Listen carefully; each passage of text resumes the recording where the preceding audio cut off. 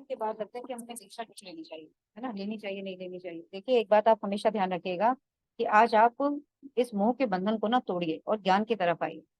हमें क्या लगता है कि हमारे जो माता पिता हैं, जो आज हम जिनमें जीवन में रह रहे हैं, वो सब हमारे साथ कर्म बंधनों के कारण रिश्ते के रूप में, वो हमारे ओरिजिनल माता पिता नहीं है। जो हमारे पूर्वज हैं वो भी ओरिजिनल माता पिता नहीं है। हमारे ओरिजिनल माता पिता सिर्फ ईश्वर ही हैं, जिन्हों हम उन्हीं की संतान है, उन्होंने ही हमें जन्म दिया।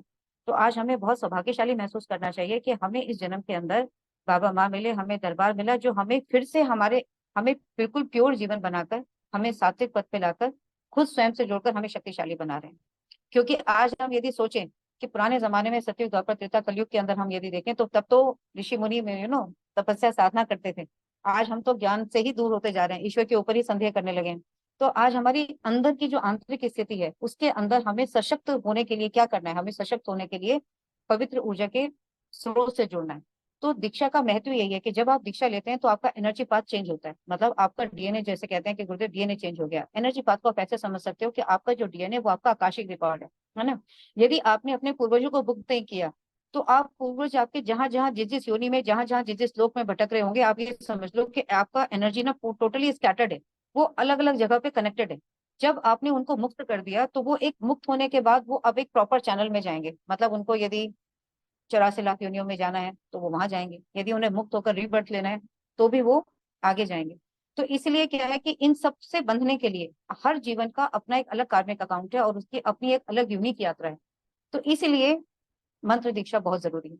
और तंत्र दीक्षा अपने आप में बहुत ही यूनिक है। लोगों को लगता है हम तंत्र करने जा रहे हैं, तंत्र करने नहीं जा रहे हैं। आपके पूरे जीवन की यात्रा जो है वो आपके अवचेतन मन से जुड़ी है, और आपका अवचेतन मन जो है वो पूरा स्मृतियों का भंडार है, अनंत जन्म की अनंत स्मृतियों का भंडार हमारे अंदर है।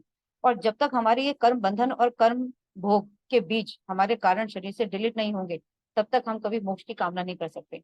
इसलिए जिस भी व्यक्ति को मतलब ईश्वर की चाह हो, मेरी चाह तो बचपन से रही, ईश्वर की चाह हो, है ना, सबसे मुक्त होने की चाह हो, तो हमें मतलब तंत्र दीक्षा भी बाबा ने कितना प्यारा और सुगम रास्ता बनाया है कि सिर्फ आपको घर बैठकर ही मंत्र जाप करना है, और आप अपनी कर्म स्मृतियों से, कर्म बंधन और कर्म भोग के बोझ से मुक्त हो सकते हो।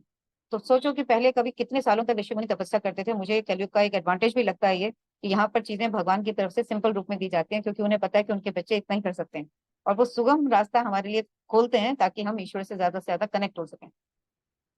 और भी बहुत सारी चीजें हैं वैसे तो, बट यदि किसी का कोई स्पेसिफिक और क्वेश्चन हो तो पूछ सकते हैं, नहीं तो मैं आ, मतलब कोई भी चीज, मतलब मुझे बस ये कहना चाहती हूँ कि हर स्टेप पे आपको ना लर्न करना है। आपको ये नहीं सोचना कि मेरे जीवन में क्या हो रहा है, उसके जीवन में क्या हो रहा है।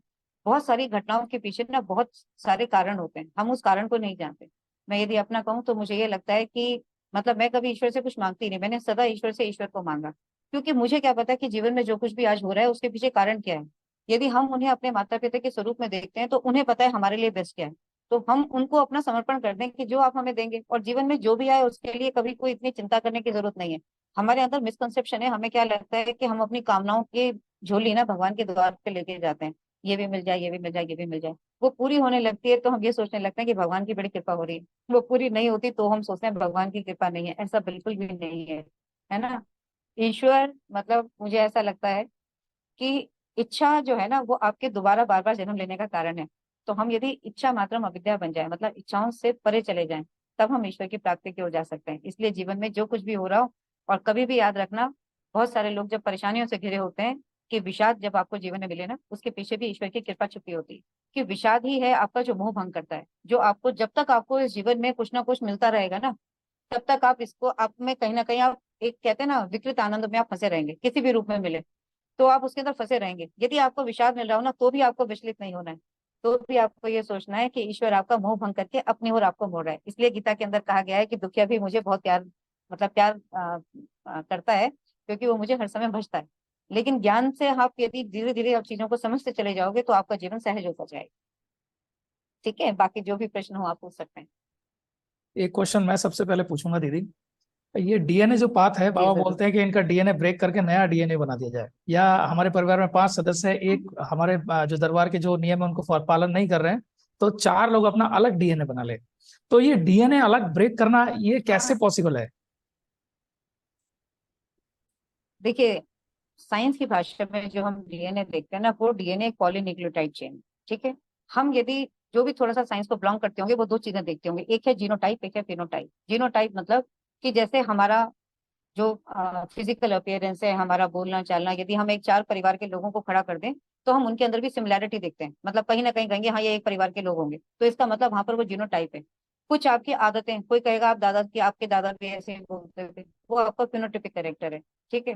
तो इसका मतलब क्या है कि इंफॉर्मेशन के रूप में एक परिवार एक दूसरे से जुड़ा रहता है, और जब वो जुड़ता है तो उसके साथ आप, मतलब जो आपके, मतलब आज आप जो हो ऐसा समझ सकते हैं हम इसे, कि आज हम जो हैं उसे हम इनहेरिट करके ला रहे हैं, इसलिए हम डीएनए को एक हेरिडेटरी मॉलिक्यूल बोलते हैं, कि it is responsible for the inheritance of the character generation after generation. तो इनहेरिटेंस क्या हो रही है यहाँ पर, एक तरह से दरबार की भाषा में बोलूं तो स्मृतियों का इनहेरिटेंस हो रहा है, कि उनकी जो अंदर जो कुछ भी संचित था वो आप लेकर आ रहे हैं।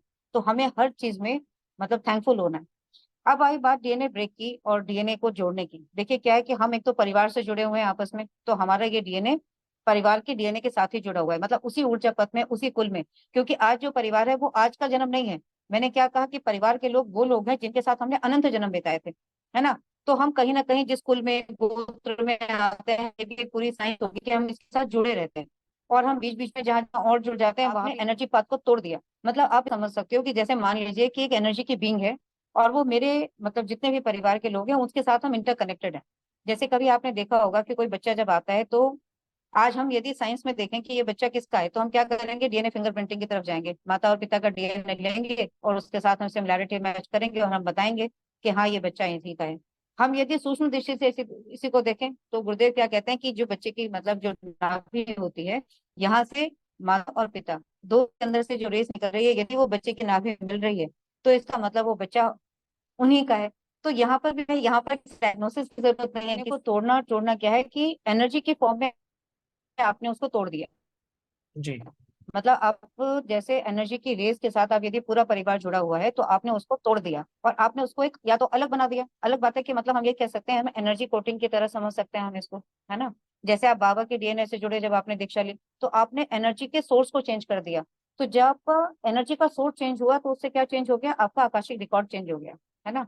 आकाशिक रिकॉर्ड चेंज हो गया, और आकाश ही, मैंने अभी आपको जैसे जब ये वीडियो शुरू किया था तो मैंने बताया था कि आकाशिक रिकॉर्ड ही ये है जो परम सत्य है, जो आपके अंदर मैटर बना रहे हैं। तो आप यदि बीमारियों से, परिवार के अंदर बीमारियां आपको लगता है वहां उनकी बीमारियों में मेरे अंदर ना आए, तो आपने क्या करा, अपने आप को एक यूनिक अपने सेपरेट कर लिया। आप बाबा के डीएनए से जुड़े तो वहां से पवित्र ऊर्जा को ग्रहण कर लिया। तो यहाँ पर डीएनए का मतलब है कि डीएनए हमारा आकाश तत्व से मिलकर बना है। हमने जब डीएनए को कुछ भी ऑल्टर किया तो हमने अपने आकाशिक रिकॉर्ड को चेंज कर दिया, ऐसे समझ सकते हैं। मतलब जो चीज मैं अभी तक समझ पाया हूँ, जो दीदी ने जो डीएनए का जो साइंस बताया, ये कुछ ऐसा हो गया जैसे एक परिवार के अंदर पांच लोग हैं, चार लोग सफाई कर रहे हैं और पांचवा क्या करता है, 5 मिनट बाद जैसे ही आपने सफाई की, वो घर में फिर से गंदगी ला के डाल देता है। अब जीवन भर अगर यही क्रम चलता रहेगा, चार लोग तो सफाई करते रहे और एक एक जो व्यक्ति घर का है वो बार बार घर के अंदर गंदगी लाता रहे, तो आपके घर में सफाई कब होगी? तो आपको यहाँ पर ये समझना पड़ेगा कि धीरे धीरे धीरे एक छोटे बच्चे की पालना जैसे करते हैं वैसे आपको उस जीवन की पालना करनी पड़ेगी। लेकिन आप यदि दरबार के नियम को पूरी तरह से फॉलो करते चले, नियम क्या है, नियम क्या है कि किसी भी गलत एनर्जी से नहीं जुड़ना। यदि एक, जैसे दरबार कहता है कि शिव भगवान एक ऐसे हैं कि जो, जिनकी प्राण प्रतिष्ठा करने की जरूरत नहीं है, तो आप शिवलिंग की पूजा कर लेना। आप एक खाली जल भी चढ़ाते हैं, आपने 5 तत्वों को बैलेंस कर लिया, आपको क्या जरूरत है मंदिरों में भागने की, क्या जरूरत है। यदि मन तो भाव का ही है, ध्यान से, साधना से आप ईश्वर को अपना माता पिता मान के जो समस्या है आप उनसे कहना शुरू कर दें। आप आकाश तत्व क्या है, आकाश तत्व में मतलब आप ये कंसेप्ट समझ लेना कि ईश्वर से आपको प्योरीफाइड फॉर्म में कनेक्ट होना है, जिस मर्जी रूप में हुआ। आपको आज जो प्रॉब्लम हो रही है वो किसी और को बताने के बजाय, लोग सारा दिन अनलिमिटेड कॉल पे, फोन पे लगे हुए हैं, उनको पता नहीं कितना बोल बोल के अपना कार्मिक बना रहे हैं। इससे अच्छा आप ईश्वर से अपना कार्मिक बना लो ना, उनके साथ अपना आकाश तत्व को रिकॉर्ड कर लो, उनके साथ अनलिमिटेड जुड़ जाओ, तो प्रॉब्लम वैसे ही खत्म होनी शुरू हो जाए। वो आपको कहीं ना कहीं ऐसे रास्तों से जोड़ते चले जाएंगे कि आपको खुद ही, आप जब जुड़ोगे, थोड़े दिन रहोगे और आप डीपली कनेक्ट होगे, आपको लगेगा ये कोई खाने की चीज है, मैं क्या खा रहा हूँ। इंसान क्या है, बेहोशी में है। मैं हाँ आज एक बात और कहना चाहती हूँ, जब मैंने दरबार से जुड़ी मैंने एक चीज और भी देखी कि दिमाग की सूजन। आज यदि आप इन सारे कंसेप्ट को, जो कुछ भी हो रहा है, विजिबल रूप में समझ लें, तो आप सूक्ष्म जगत का मानव जीवन पे कहर, मैं शायद ये सही शब्द यूज करी हूँ, उसको आप समझ पाएंगे। दिमाग की सूजन, आपको ये पता होना चाहिए आपके ब्रेन के अंदर भी, जैसे हमारे शरीर के अंदर नेचर में 70 to 80% वाटर होता है, उसी तरह से brain is highly hydrated organ. Brain के अंदर 70-80% वाटर होता है, वहां सेरेब्रो स्पाइनल फ्लूइड होता है। आज हम पढ़ते हैं साइंस में कि वाटर की 3 स्टेट होती हैं, सॉलिड, लिक्विड, गैस, लेकिन एक उसकी जेल लाइक कंसिस्टेंसी स्टेट भी होती है, राइट। तो आपका जो ब्रेन के अंदर यदि नेचर ने उसको वाटर रिच ऑर्गन बनाया है, उसके पीछे कारण है, क्योंकि वाटर के अंदर ही हमारा आकाश, अग्नि और वायु समाया हुआ है। इसलिए आप यदि वाटर की स्टडी देखेंगे तो आपको वाटर की डिफरेंट एनर्जी स्टेट्स मिलेंगी, है ना। वाटर लिविंग फॉर्म में भी है, वाटर डेड फॉर्म में भी है। तो जब दिमाग के अंदर सूजन आ गई, आपका वाटर डेड फॉर्म में कन्वर्ट हो गया, तो कहाँ से उसमें न्यूरो ट्रांसमिशन होगा, कहाँ से वो आपकी बात समझ पाएगा? वर्बली बोलने से नहीं होगा, वो एनर्जी के रूप में इस तरह से उसका ब्रेन की ज्योमेट्री हो गई कि अभी वो समझ नहीं सकता। Communication in the brain is not going properly. तो जब ब्रेन ही आपका प्रॉपरली कम्युनिकेट नहीं कर रहा, तो आपके होल एनर्जी सिस्टम, पूरा ह्यूमन बॉडी कैसे करेगी? तो इसलिए जब आपको लगता है कि हमें लेप लगाने से क्या होगा, लेप के लिए मैं बता दूं, लेप में क्या है, क्योंकि एनर्जी, मतलब जैसे वाटर है, जब वो हीट होता है उसकी एक एनर्जी, मतलब जो बॉन्ड है ना, ऐसे समझ लीजिए, यदि जब आइस की फॉर्म में है तो 180 डिग्री होता है, लिक्विड फॉर्म में है तो बॉन्ड एंगल चेंज हो जाता है। आप उसको हीट करते हो, वो वेपराइज होता है, उसकी बॉन्ड एंगल स्टेट चेंज हो जाती है। इसी तरह से जब आपके अंदर ये एनर्जीज रहती हैं, तो पॉजिटिव एनर्जी जैसे फरिश्ता है और एक कोई लोअर योनि है, दोनों की एनर्जी स्टेट अलग है। एक में एनर्जी स्टेट डोनर वाली है, एक में एक्सेप्टर वाली है। तो जब ये लोअर एनर्जी स्टेट्स आपके सिर में, मतलब आपके जीवन के साथ इस तरह से इंटीग्रेट रहती है, तो ये सूजन, मतलब अंदर ही अंदर आपके ब्रेन के वाटर को उसने इस तरह से चेंज कर दिया कि आपको भ्रम ही बना हुआ है, मतलब ब्रेन आपको कम्युनिकेट ही नहीं कर रहा। तो आप ये सोचो कि जो भी सबसे ज्यादा अफेक्टेड है, उसको कितने ज्यादा ध्यान की जरूरत है। और क्योंकि जब तक ये वाटर की एनर्जी स्टेट चेंज नहीं होगी ना, आपका दिमाग कोई ठीक नहीं कर सकता, कोई डॉक्टर सर्जरी करके आपका दिमाग ठीक नहीं कर सकता। क्योंकि आप, वही बात है कि ये जो शरीर की पूरी यात्रा है ना, ये अंदर से बाहर की यात्रा है। आज हम मेडिकल साइंस क्या करिए, उसे बाहर बाहर को कट काट फिट रही है, उससे कुछ भी नहीं होगा। इसीलिए आप कैंसर के ट्यूमर को रिमूव करते हो, दोबारा कैंसर बन जाता है, because you have not remove the cause. जब आप दरबार से जुड़ते हो तो वो कॉज को हटाता है। बाकी तो जब आपने जड़ को हटा दिया तो पूरा वृक्ष तो अपने आप ही हट जाएगा। तो this you have to understand very deeply, right? So do not think about the money. The people may think about, अरे when you are going to the doctor, then you are also spending. जो इंसान सबसे ज्यादा तकलीफ में है, उसको आपको, प्रक्रिया में ऐसा कुछ भी नहीं है। प्रक्रिया में क्या है कि यदि आपको पूजा करनी है तो आप भगवान, यदि मंदिरों में जाने की इच्छा है तो आप भगवान शिव के स्थान या माँ के स्थानों पे जाएं, है ना। यदि एक सिंपल सी बात, आप किसी और एनर्जी सोर्स, जैसे कोई प्रॉब्लम्स के लिए लोग अलग अलग स्थानों पे चले जाते हैं, आप वहां पर ना जाएं। आप अपने पितरों की पूजा ना करें, क्योंकि पितरों के साथ आपका कनेक्शन खत्म। आपका उनके साथ जीवन में लेना देना तब तक था जब तक आपके साथ वो संबंध में थे। अब वो एक आत्मा है, उसकी अपनी एक जर्नी है। वो या तो दोबारा जन्म लेके, मतलब दरबार में जो मुक्ति हो रही है, या तो वो जन्म लेके दोबारा किसी और घर में जाएंगे यदि आपके साथ उनका कार्मिक खत्म हो गया, या आप ही के परिवार में एक बच्चा बनकर दोबारा से जन्म लेकर आएंगे। तो आप उनको बार बार उसी रिश्ते में याद करके उनकी यात्रा को क्यों डिस्टर्ब कर रहे हो? तो एक रूल है कि आप उन्हें पितरों की पूजा ना करो। सिर्फ कब करो, जब आपके पितृपक्ष मनाए जाते हैं।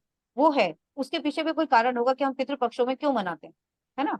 तो वो काम अगर ना भी जानते हो तो ये एक रूल है। मतलब जब तक आप एनर्जी के फ्लो को, उसके एक्सचेंज को नहीं समझेंगे, जो इंसान समझ नहीं पा रहा, तो उसको पहले समझाना होगा, और जो समझ नहीं पा रहा उसको समझाने की बजाय उसके लिए प्रयास करें, ताकि वो भी समझने वाला बन सके।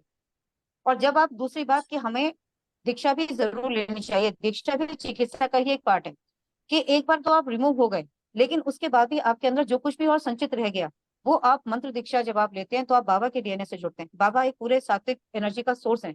तो आपने, जब आपने जोड़ लिया, तो आपने जगत पिता से अपने आप को जोड़ लिया। तो आपके अंदर पॉजिटिव एनर्जी का संचार अपने आप ही होगा, जो आपको, आज आप छोड़ नहीं पा रहे, आप बार बार उसकी तरफ इंक्लाइंड हो रहे हैं, तो आपको शक्ति मिलेगी। क्योंकि जो इच्छा शक्ति है ना, वो आत्मा की ही शक्ति, प्रबल शक्ति है। तो इच्छा जो है, हमारे नाभि केंद्र में, कहते हैं ना, जीवन हमारा अनाहत चक्र, हमारा मणिपुर चक्र और हमारा आज्ञा चक्र, इसके बीच में गति करता है। तो हमारी इच्छा शक्ति, हमारी जो नाभि का केंद्र है, वही हमारी शक्ति है। तो हमारे अंदर खुद ही डिटरमिंड होगा कि मैं कोई खाने की चीजें मैं खा रहा हूँ। तो ये शक्ति, आप जब अपने आप को कंट्रोल नहीं कर पाते, तब आपके अंदर ये रहती है।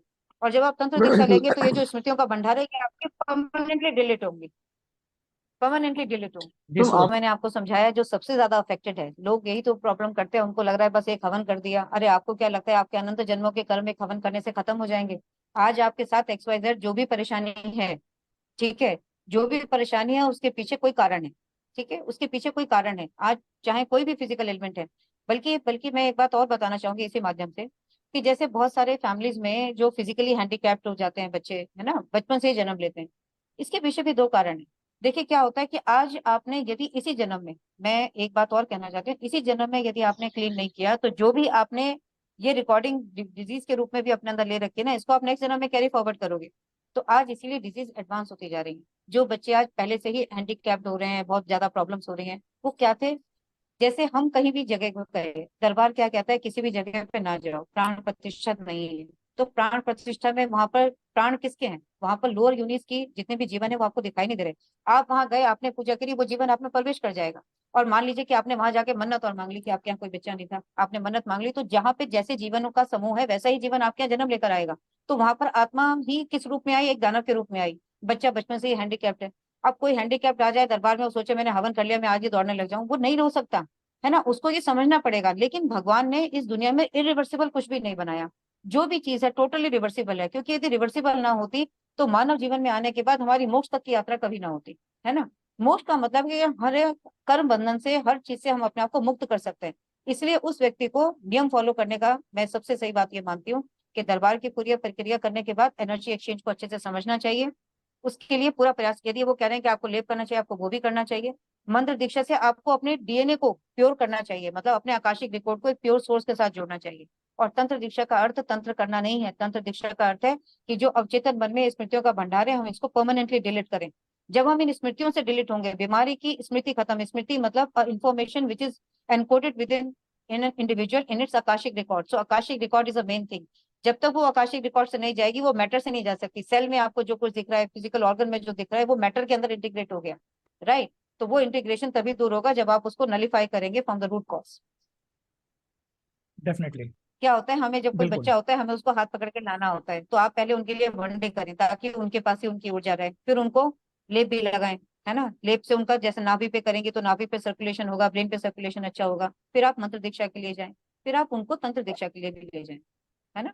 तो क्या होगा, आपको अलग से, आपको मतलब जैसे जैसे एनर्जी का सोर्स है, वो जिस एनर्जी के सोर्स से डिस्कनेक्टेड है वहां से वो डिप्लीशन नहीं हो रहा है सिर्फ, इसलिए वो आज बीमार है। जब वो एक अच्छे एनर्जी के सोर्स से जुड़ती जाएंगी, एनर्जी को संचित करती जाएंगी, वो अपने आप ही आगे हील होती जाएंगी। बिल्कुल। कि जैसे आप एक परिवार में आप देख लेंगे तो बाकी लोग जो नहीं मान रहे, जब उनको अपनी आंखों से दिखेगा कि ये व्यक्ति मेरे परिवार का इस अवस्था में था, आज वो ठीक हो गया, तो आपको उनको कन्विंस नहीं करना पड़ेगा ना, वो ऑटोमेटिकली कन्विंस हो जाएंगे। सिंपल सी बात है।